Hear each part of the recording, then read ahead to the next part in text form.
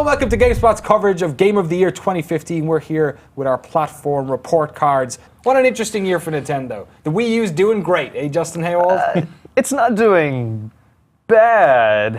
I mean, it's definitely in third place out of 3. 4, perhaps. Let's talk about the good stuff. Good games that came out on the Wii U this year. One each. Justin, go. So the Nintendo has had a great overall year, even though the ending of the year hasn't been as strong. But, I mean, they've had 2 of the best games this year. Well, one per person. So I'll pick Splatoon because I feel like I'll probably be the bigger champion of that.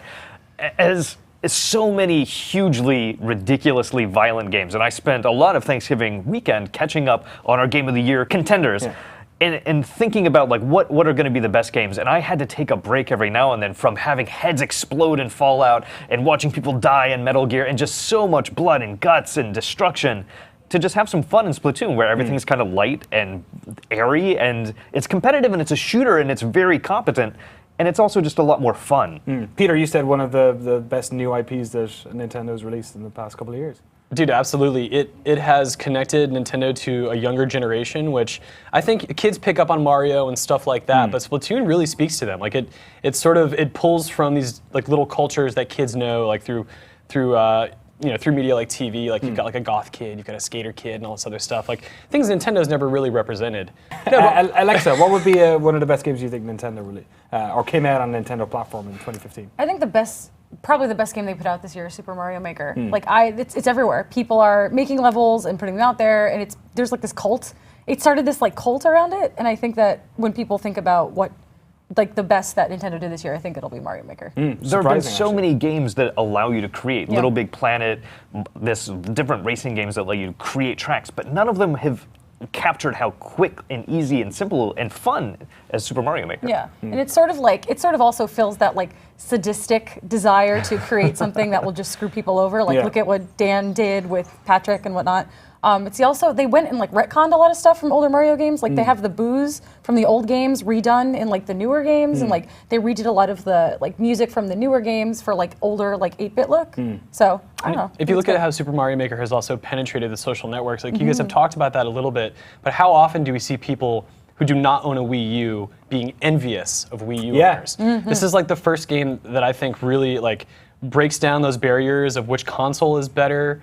Because so many of the people that are our age now grew up with Mario to some extent. Maybe they've moved on and they don't want to play Yoshi's Woolly World or something like that. But holy shit, a chance to craft like their own Super Mario World game, like that is something that's universal and really the best argument to own a Wii U. Let's write out some of the other great games that came out on the Wii U. Peter, Xenoblade Chronicles X. I'm guessing you're going to say that is one of them. Yes, that is I think obviously one of them. I mean that game has a few problems, but it also is, for the Wii U or any system, an amazing open world game that has some of the best landscape design, very good creature design, and really good combat, and just the longevity of the game. There's a wealth of things to do that are actually fun and very rewarding, and they all kind of connect to themselves in a way where most games leave these bits and pieces disconnected.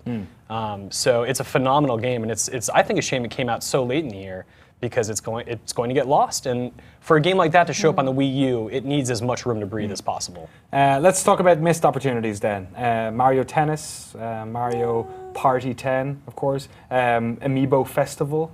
There was a lot of games that sort of had Nintendo's, you would imagine would be games with Nintendo's seal of approval on them that just never really paid off with Wii U owners. Well, and the problem is a lot of it's coming near the end of the year, and possibly the end of that Wii U's console life cycle. No way. Really? Next year, 2016 is going to be when the NX comes out, and we have reports coming out that not only is it going to launch, like they're trying to launch it in a really big way. And I feel like that's reflected in the games that we're seeing. Not only some of the bigger titles, Mario Tennis, but Triforce Heroes. Like that is a mainstream Zelda game that is coming. That was our 3DS entry in the Zelda franchise. It was soulless, and it felt kind of. Well, it felt rushed. It's fun for what it is. It has great music. It has all the trappings of Zelda, but just not enough. It's missing stuff. The Happy Home Designer on, I think these are 3DS games, but Happy Home Designer and the Amiibo Festival on Wii U are Animal Crossing games, but they felt like, well, we need to put out an Animal Crossing game right now because we're going to be moving to other things really soon. And that's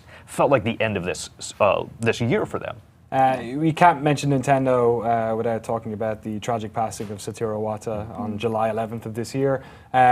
Peter, can you talk to sort of what you think that means for Nintendo going forward? Like how important he was to the success of the company, and the change in direction we may see now that he's not involved. Obviously, I can only guess, but I think someone who, like Satoru Iwata, who has impacted so many people who don't even know him, I can only imagine how much of an impact he's had on the people around him that he worked with day to day. And even then, he joined a company and absorbed that company into his own personality as well. So I think there's a great legacy at Nintendo that started before him, and one that he helped shape while he was there.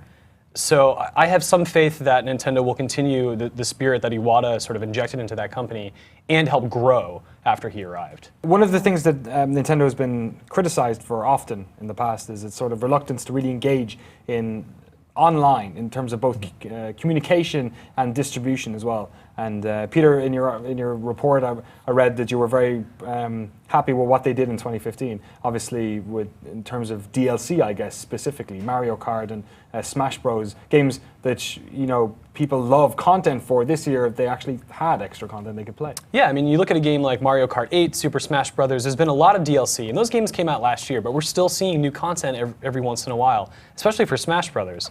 Those games are very big to begin with, so this type of DLC feels good to me. It doesn't feel like they're nickel and diming customers for things that are expected of them out of the gate. Splatoon is an excellent example of how to use free DLC as a way to support a game as a service. It started off with a decent amount of stuff to do, and it was a great experience, but it felt just a little bit light. But of course, Nintendo was always dangling the upcoming stuff above your head, and it was like a week after launch, they started releasing new stuff. There are, I think, a couple dozen new weapons already, a few new maps, new modes. I mean, Nintendo has finally embraced the ability to support a game after it's launched, which could lead them down a path of nickel and diming, but I think their current experiments are working in such a favorable way for them and their fans that I think we're going to see more of this down the road.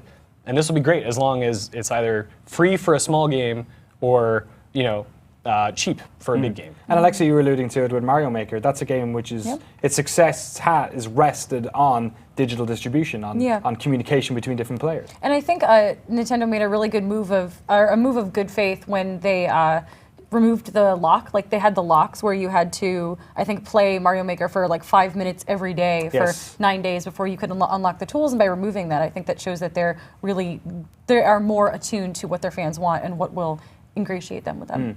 Justin, we also had a bunch of games pushed back this year, big Nintendo games that people were looking forward to. Obviously, we didn't see Zelda this year at all. Star Fox as well pushed back to 2016. What do you think that means for Wii U owners?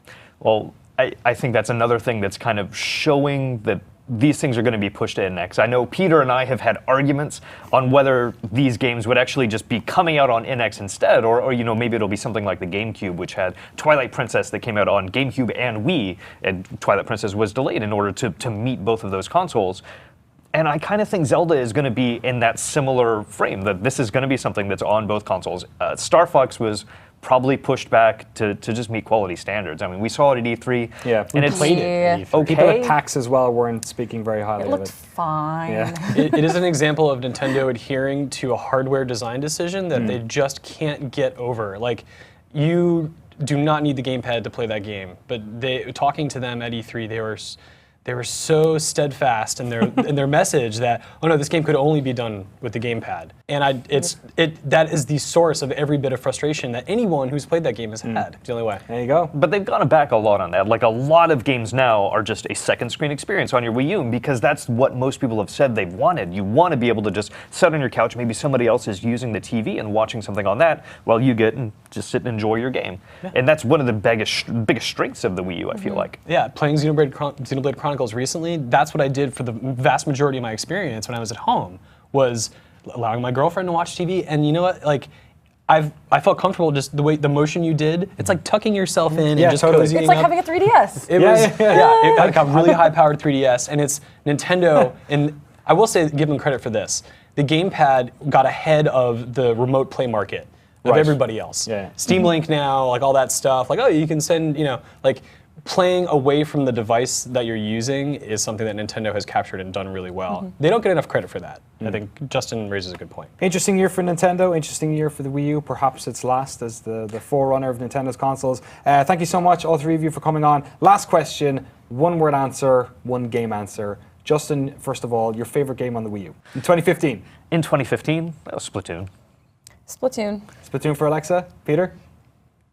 Super Mario Maker? Yeah, and Mario Maker for me as well. All right, Game of the Year discussion should be pretty interesting. Oh, no, Earthbound Beginnings. Oh, really? Oh yeah. There you Yeah. go. Not because it's that great of a game, but Right. because I just like that they put it there. Thank you. Thank you, Nintendo. Yeah, okay. Thank you, Nintendo, on behalf of Justin and on behalf of everyone here at GameSpot. Thank you for watching this video. Let us know what you think of Nintendo's 2015 and tell us what your favorite games that were out on the Wii U and 3DS were in the comment box below.